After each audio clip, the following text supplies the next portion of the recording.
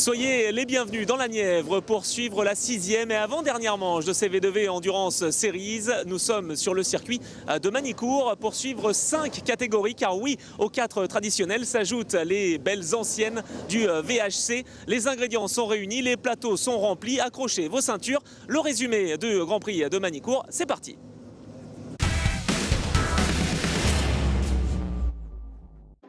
On commence tout de suite ce programme avec les pilotes de la catégorie monoplace. Pour cette première course, la pole position a été signée par Lorenz Heur devant Pierre-Alexandre Jean et Moritz Müller-Crépon. Le Suisse, actuellement 3e du classement en général, prenait un excellent départ et se portait directement en 2e position derrière le leader de la course et adversaire direct au championnat, Lorenz Heur. L'Allemand au volant de la monoplace numéro 77 a parfaitement compris qu'il devait marquer de gros points après un week-end de Jarama quelque peu compliqué. Le pilote d'Hot Motorsport creusait rapidement l'écart sur Moritz Müller-Crépon et Pierre-Alexandre Jean. Mais au 4e tour, c'est un Diego Bertonelli déchaîné qui remontait aux avant-postes comme un boulet de canon. L'Italien s'emparait alors de la 3e position au détriment de Moritz Müller-Crépon. Mais le Suisse répliquait quelques instants plus tard dans le complexe du lycée et allait reprendre son bien face à l'Italien.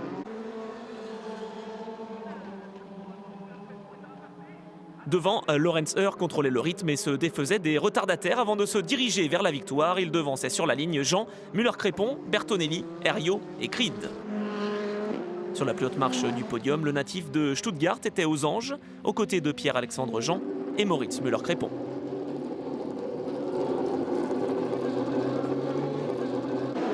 Au départ de la deuxième course, c'est une nouvelle fois Lorenz Heur qui s'élançait de la pole position, mais il se faisait rapidement dépasser par le jeune Pierre-Alexandre Jean. Le pilote RC Formula pointait en tête à l'épingle d'Adélaïde avant d'être attaqué par Lorenz Heur, mais l'Allemand se ratait, les deux leaders entraient en collision. Moritz Müller-Crépon n'en demandait pas tant et s'emparait des commandes de la course devant Diego Bertonelli et Gilles Herriot. Derrière, Lorenz Heur allait, lui, passer par les stands pour faire réparer son aileron avant. Solide leader, Moritz Müller-Crépon possédait une poignée de secondes d'avance sur le pilote TS Corset Diego Bertonelli. À bord de sa monoplace frappée du numéro 1, l'Italien devançait le leader du classement général provisoire, Gilles Herriot. Le pilote Formula Motorsport arrivait en terre nivernaise avec l'objectif de conserver les commandes du championnat face à Lorenz Heur et Moritz Müller-Crépon. À bord de sa monoplace numéro 32, le Suisse contrôlait les débats et allait profiter de la contre-performance de son adversaire allemand pour s'emparer de la 2e position au classement général. Au terme d'une épreuve de 13 tours rondement menée, Moritz Müller-Crépon et l'équipe Eury Rennwagen s'imposaient devant l'Italien Diego Bertonelli et le Français Gilles Herriot. Les 3 hommes sur le podium de cette 2e course du week-end ici à Manicourt. Ils sont heureux et reprennent des points à Lorenz Heur. Le lendemain, changement drastique au niveau de la météo puisque des trombes d'eau se sont abattues sur le circuit de Nevers-Manicourt durant la nuit. Dans des conditions d'adhérence précaires, les pilotes allaient devoir redoubler de prudence. À l'extinction des feux, le poleman Moritz Müller-Crépon se faisait griller la politesse par Gilles Herriot et Diego Bertonelli. Mais au 2e passage, le vainqueur de la 2e course retrouvait sa première place devant Gilles Herriot, Diego Bertonelli, Alexis Carme, Pierre-Alexandre Jean et Lorenz Heur. Rapidement, un duel pour la 2e position allait s'engager entre le leader du championnat, Gilles Herriot sur la 37, et Diego Bertonelli. Auteur d'une attaque imparable au 180, l'Italien s'emparait de la 2e position et partait à la chasse du leader, Moritz Müller-Crépon. Dans des conditions piégeuses, le Suisse ne commettait aucune erreur malgré une attaque de tous les instants de Diego Bertonelli et allait s'imposer lors de cette ultime course du week-end, prenant du même coup la 2e position au classement général provisoire face à Lorenz Heur. À la lutte avec Alexis Carme et Hugo Carini, l'Allemand terminait finalement 5e de cette course. Au classement général et avant Estoril où les points seront doublés, Herriot caracole en tête alors que chez les Gentlemen, le Breton reprend les commandes après son hat-trick de victoire en terre nivernaise.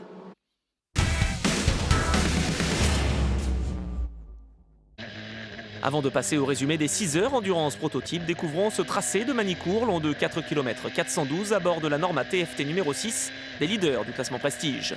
Denis Caillon est votre hôte du jour, on vous laisse profiter du spectacle.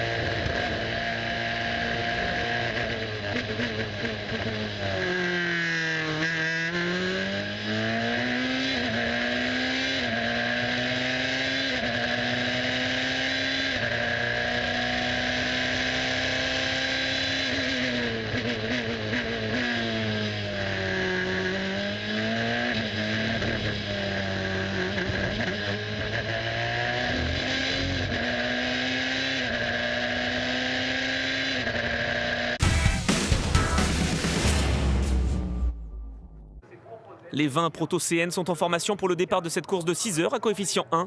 La Norma numéro 14 de Bol-Besançon, Cheyer-Foubert, s'élance en pole position pour la première fois depuis Portimao et devance la 2 des leaders du championnat et la 22 du DB Autosport. Au feu vert, le poleman Jean-Ludovic Foubert prend le meilleur envol devant Philippe Iliano et David Moncler. Et avant même la fin du premier tour, la Norma numéro 2, pilotée par Iliano, s'empare des commandes de l'épreuve devant ce même Foubert. Mais après les premiers passages handicap obligatoires au stand, une spécificité V2V pour équilibrer les performances entre les équipages, le classement est modifié. Olivier Metz sur la Norma numéro 11 du ASP Racing se retrouve alors en deuxième position devant Andrew Dunn sur la 49 du IF Motorsport. Les deux voitures vont se livrer une belle bataille afin de revenir sur le leader Marc Fagionato au volant de la 42 victorieuse de l'épreuve de Jarama début septembre, en pleine attaque pour résister au duo qui le poursuit. N'oublions pas non plus les leaders du classement Gentleman, la Norma numéro 6 de chez TFT, victime d'un accident à Jarama et qui pointe dans le top 5 de cette course, malgré avoir effectué 2 de ses 5 passages obligatoires au stand. On retrouve la 42, leader de cette course, qui se défait du trafic mais qui perd du temps sur la 11. Et après la première demi-heure de course, Olivier Metz porte son attaque sur Marc Fagionato à l'épingle d'Adélaïde et s'empare des commandes de l'épreuve. Auteur d'une stratégie complètement décalée visant à écluser le maximum de passages handicap d'entrée de jeu, Philippe Iliano sur la 2 se faufile dans le trafic pour tenter de laisser sa voiture à Ander Villarigno et Alain Ferté au plus haut dans le classement. Chez DB Autosport, la 22, pilotée par Quentin Vaucher, est solidement installée dans le top 10, alors que la 21 de David Moncler est surprise par une attaque incroyable de Denis Caillon au freinage de l'épingle d'Adélaïde. Elle sera ensuite impliquée dans le crash de la course, piégée par une flaque d'huile. David Moncler et Inès Tétinger vont entrer en collision à la chicane d'Imola. Grosse frayeur, mais plus de peur que de mal pour les deux pilotes qui s'en sortiront sans grosse blessure. La voiture de sécurité fait son apparition en piste pendant une quinzaine de minutes afin de permettre au commissaire d'évacuer les deux Normas accidentés. Au restart, Denis Caillon attaque de plus belle et va s'emparer des commandes de l'épreuve à la mi-course. Déjà vainqueur du scratch à Dijon, l'équipage Bazot-Thirion-Caillon se verrait bien décrocher une nouvelle victoire. Alors que le soleil entame sa descente, la course bat son plein et certains concurrents vont connaître des soucis. Auteur d'un superbe début de course, la Norma numéro 11 du trio Metz, Jouvin, Covin est victime d'une crevaison à l'arrière gauche et va perdre un temps précieux. Devant, pas d'ennui pour la Norma numéro 6 qui se défait du trafic sous les puissants projecteurs du circuit de Nevers-Manicourt. Mais la course n'est pas un long fleuve tranquille pour tous. En effet, nouveau coup dur pour l'équipe CD Sport qui voit ses deux voitures entrer au stand sur problème mécanique. Le manque de réussite continue pour la formation de Claude Desgremont. La nuit est désormais bien tombée sur Manicourt. Les pilotes vont devoir adapter leur vision pour déjouer les pièges du tracé nivernais. Bien remis d'une épreuve de Jarama difficile, la formation Lamo Racing Car effectue son dernier arrêt. Rémi Strebig prend le relais de Stéphane Raffin et va ressortir en 9e position du classement général. Sur le muret des stands, les ingénieurs surveillent leurs écrans. Avant la dernière salve d'arrêt ravitaillement, le classement général de l'épreuve pourrait bien encore être modifié. La Norma TFT numéro 6 est toujours en tête, mais doit se méfier du retour en force de la 2 des leaders du championnat et de la 22 du DB Autosport. Si tout va bien devant, grosse galère pour l'équipe Palmyre qui voit la 42 rentrer dans son box pour un problème de suspension. Pour cette dernière escale française de l'année, l'équipe gersoise TFT Racing aimerait bien s'imposer. La tension est palpable dans le stand, le duel entre la 6 et la 2 retient toute l'attention. Dans l'obscurité, Bruno Bazot donne tout ce qu'il peut pour conserver un écart suffisant entre lui et Ander Villarigno. L'objectif est évidemment de perdre un minimum de temps dans le trafic. Plus que quelques minutes avant de laisser son volant à Philippe Thirion. Mais le Français va partir à la faute. Combien de temps a-t-il perdu dans cette petite erreur ? Dans le stand de la 6, son équipier attend le retour de la Norma M20 FC noire et verte pour grimper dans le baquet. C'est chose faite quelques instants plus tard, alors que sur la piste, l'Espagnol Ander Villarigno et Damien Delafosse signent des chronos exceptionnels. Où vont-ils ressortir après leur dernier passage au stand ?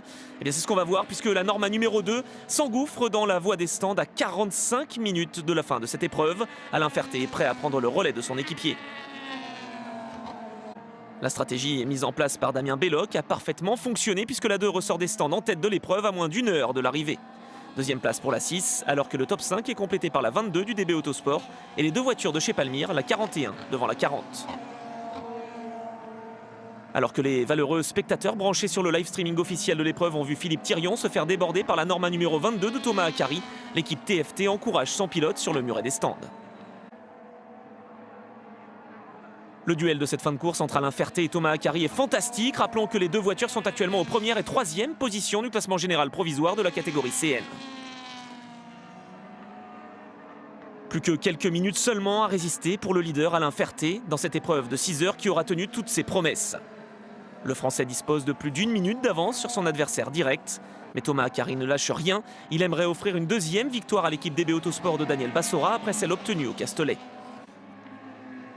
Mais l'équipage Ferté, Iliano Villarigno était bien le plus fort ici à Manicourt. 3e victoire consécutive pour la Norma numéro 2 sur la piste nivernaise. Les 3 hommes sont invaincus sur ce tracé depuis 2015. C'est la joie pour toute l'équipe TFT qui place 2 voitures sur le podium avec la 2 et la 6 qui entourent la 22 du DB Autosport. Rien n'est donc joué au championnat avant une épreuve d'Estoril au point doublé. Le final de cette saison 2017 s'annonce véritablement explosif.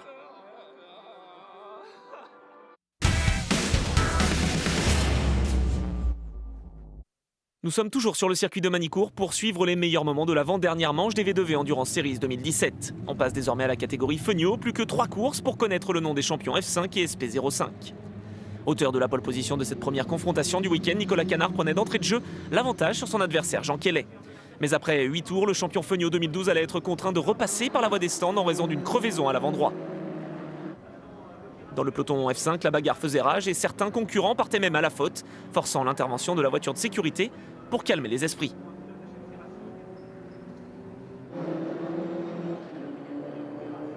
Leader de bout en bout, Alexandre Barbia l'emportait devant Marc-Antoine Danielou et Jonathan Dessens en F5, alors que Jean Kellet offrait une nouvelle victoire à l'équipe AGR Bleu Mercure en SP05.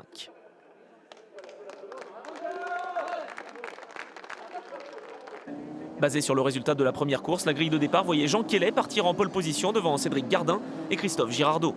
Au feu vert, le champion 2014 de la discipline prenait un excellent départ devant Gardin et Vera, alors que Nicolas Canard, parti 27e après son problème en course 1, devait se frayer un passage dans le peloton. Un premier tour parfait pour l'équipe AGR Bleu Mercure qui plaçait 3 voitures aux 3 premières places de la catégorie SP05 avec Kellet, Gardin et Vera. Un trio de tête rapidement modifié par la remontée foudroyante de Patrick Seyé sur la 21. Pour son premier meeting au volant d'une SP05, le pilote breton se montrait parfaitement à l'aise. Un peu à l'instar du pilote HMC Racing, Nicolas Canard, qui remontait méthodiquement dans le peloton jusqu'à la 4e position. En F5, le duel entre Renaud Malinconi et Alexandre Barbia était disputé jusqu'au bout, mais c'est finalement l'Albigeois qui réussissait à conserver l'avantage. En SP05, nouveau triplé pour AGR Bleu Mercure. Après sa victoire en première course, Jean Kellet enchaînait avec un 2e succès dans la Nièvre, devant Patrick Seyé et Cédric Gardin. Pour cette dernière course Feugnot de l'année, Jean Kellet, le poleman, devait espérer que son adversaire Nicolas Canard ne voit pas l'arrivée pour avoir une chance de décrocher le titre 2017. Réussissant parfaitement son envol, le pilote AGR Bleu Mercure devançait ses équipiers Cédric Gardin, Patrick Seyé et Guillaume Vera. Quasi impérial ce week-end, Jean Kellet creusait déjà un petit écart sur ses adversaires avant d'être victime d'un ennui mécanique. D'abord dépassé par Patrick Seyé, le pilote de la SP05 numéro 11 se voyait débordé de façon musclée par Cédric Gardin pour le gain de la 2e position à l'épingle d'Adélaïde. Pour sa 3e course seulement, au volant d'une SP05, Patrick Seyé montait déjà sur la plus haute marche du podium devant ses équipiers Gardin et Kellet.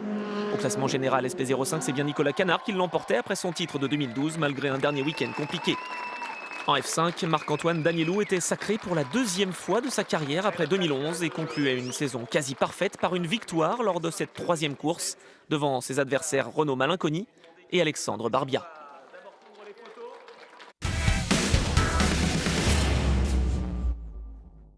Absente de l'épreuve précédente à Jarama, les véhicules historiques de compétition s'étaient réunis dans la Nièvre pour y disputer 2 courses d'1 heure. Lancée sous des trompes d'eau, cette première confrontation du week-end voyait la famille Lafargue prendre les commandes à bord de leur Delola T298. Mais après quelques minutes seulement, les premiers pilotes partaient à la faute. C'était notamment le cas d'Alain Bazard au volant de sa Ford GT40 de 1966. Dans des conditions délicates, les erreurs sont faciles à commettre. Pour preuve, Bernard Moreau sur la Porsche numéro 5 venait s'appuyer sur le leader à l'épingle d'Adélaïde, fort heureusement sans grande conséquence. Patrice Lafargue menait largement les débats devant son fils Paul et la De Tomaso Pantera de l'équipe RC Formula, leader de la catégorie GT. Bien installé en tête depuis le début de l'épreuve, Patrice Lafargue et sa Lola numéro 17, engagée par l'équipe Château Sport Auto, ne pouvaient toutefois pas éviter une légère dérobade à la sortie de la courbe d'Estoril, à quelques encablures de l'arrivée.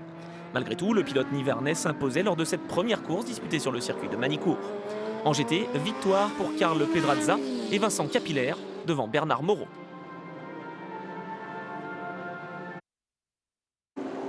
La dernière course VHC de l'année se déroulait sous le soleil et voyait Frédéric Darocha prendre le meilleur départ au volant de sa Lucchini numéro 15 à moteur BMW. Troisième de la catégorie GT, Carl Pedrazza et sa De Tommaso devaient s'employer pour rester au contact de Bernard Moreau sur la Porsche numéro 5 et Alain Bazard sur la Ford numéro 2. En tête de course, Paul Lafargue reprenait rapidement l'avantage sur Frédéric Darocha avant son arrêt au stand obligatoire qui intervenait à la mi-course. Le pilote Château Sport Auto ressortait juste derrière la Lucchini numéro 15 mais ne pouvait rien faire jusqu'au drapeau à damier. Une fin de course hachée par l'intervention en piste du safety car pour nettoyer le liquide déposé par la Corvette de Pascal Rajon et Patrick Guillaume. Plusieurs pilotes se faisant piéger dans le complexe du lycée, Yann Lecalvez sur son Elva MK8 et Carl Pedrazza sur la De Tommaso Pantera numéro 74. Frédéric Darocha se dirigeait donc vers la victoire devant Paul Lafargue en proto, Bernard Moreau et sa Porsche Polybès illustrée en GT, alors que dans le trophée Ferdinand réservé aux Porsches anciennes, c'est la 21 Hainaut et Simon qui l'emportaient.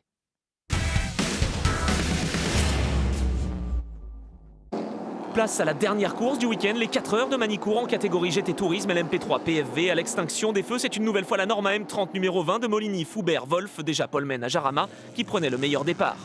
Mais derrière, la Ligier numéro 7 de Cyril Denis se faisait pousser au premier virage par la Norma M30 numéro 8 d'Henning Enqvist. Le safety car faisait son entrée en piste pendant quelques tours pour permettre au commissaire d'éliminer les débris du contact. Au restart, Nicolas Moligny conservait les commandes de la course devant la Ligier numéro 22, pilotée par Henrik Steele. Un Steele à la lutte face à Christophe Deculto sur la Ligier numéro 93 de l'équipe N-Race.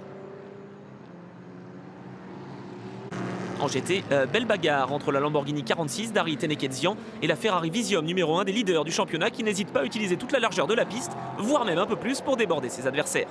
Au classement général, l'objectif des champions en titre est de creuser l'écart sur la Ferrari 44 du CNR avant la grande finale d'Estoril.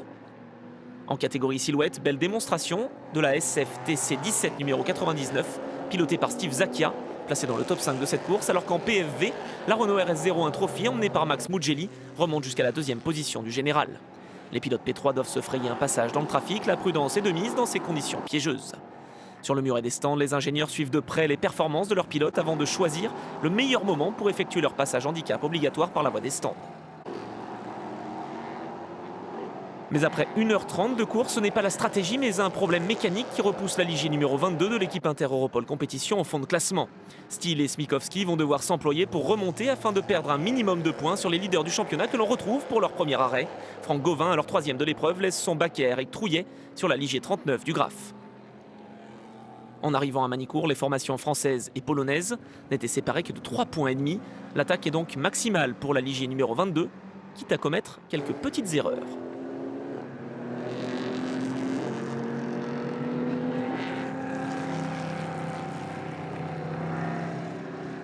On retrouve Steve Zacchia sur la solution F numéro 99, le pilote suisse de retour au volant après un accident de la route, pointant deuxième position du général à la mi-course, juste derrière la Ligier numéro 7 de chez Wintech, emmené par Yann Clairet. Le pilote lavallois nous fait un véritable festival de meilleurs chronos avant la dernière salve de ravitaillement. Henrik Steele laisse alors son volant à Jakub Smikowski dans la 22, mais attention à ne pas se précipiter dans les stands, on le comprend, la tension est palpable ici à Manicourt. Retour en piste avec Yann Clairet, large leader P3, alors qu'en GT, la Lamborghini 46 doit se méfier des attaques d'Eric Van de Viver sur la Renault RS01 numéro 11. Van de Viver se montre à l'intérieur, mais ça ne va pas forcément passer tout de suite. Les deux voitures sont côte à côte. La bataille est serrée. Attention dans le trafic, dans cette course d'endurance V2V où plusieurs catégories sont engagées, il ne faut pas se précipiter afin d'éviter tout risque d'accrochage. Dans le même temps, un bel affrontement LMP3 entre Jordan Perrois sur la 93 et Eric Trouillet sur la 39 et ça passe pour le jeune pilote de l'équipe N-Race, champion monoplace V2V 2014. Aux avant-postes, Yann Clairet montre toujours les couleurs de l'équipe Wintech, un véritable hommage à Olivier Bessières, disparu tragiquement en fin d'année dernière. Désormais équipé de pneus slick, Jakub Smikowski aligne des tours chrono impressionnants à bord de la Ligier numéro 22. Leader de la catégorie PFV, la Renault RS01 numéro 16 est aux portes du top 10, alors qu'en GT, la lutte continue entre la Ferrari F458 numéro 44 et la Ferrari 488 numéro 1 à moins d'une heure de l'arrivée. Yann Clairet est toujours en tête avant la dernière salve d'arrêt au stand, lancée par l'équipe Inter-Europol Compétition qui pointe désormais en 8e position du général après avoir rétrogradé au 15e rang plus tôt dans la course. Après Franck Gauvin et Eric Trouillet, c'est désormais Rémi Duguffroy qui est installé dans le baquet de la Ligier numéro 39 du Graphe. L'équipage français a parfaitement négocié son dernier arrêt et pointe désormais en tête de la course à moins de 30 minutes du drapeau à damier. Les derniers arrêts au stand interviennent alors qu'en piste, un duel à distance se met en place entre la Ligier numéro 39 et la Norma M30 numéro 9, pilotée par Nelson Porciatici. Sur le muret des stands, l'équipe Graphe est plus que concentrée. Alors qu'un pilote très en verve ce week-end au volant de la Solution F numéro 96, Jonathan Cochet vient heurter violemment les barrières de sécurité. L'ex-pilote d'essai F1 est rapidement mis hors de cause, une roue s'étant détachée de la voiture alors qu'il était en train de signer des chronos aussi rapides que les LMP3. Relancée à moins de 15 minutes de l'arrivée, cette course d'endurance GT Tourisme LMP3 PFV tient encore une fois toutes ses promesses. Qui de l'équipe Graphe ou de Duquesne Engineering va s'imposer ici à Manicourt? Rémi Duguffroy sur la 39 résiste bien à Nelson Porciatici avant de commettre une légère erreur au virage du lycée. Dernière petite frayeur pour le pilote Graphe dans cette course, mais il ne sera finalement pas inquiété par ses adversaires jusqu'au drapeau à damier, au contraire de Pierre Fontaine sur la 93 de chez N-Race.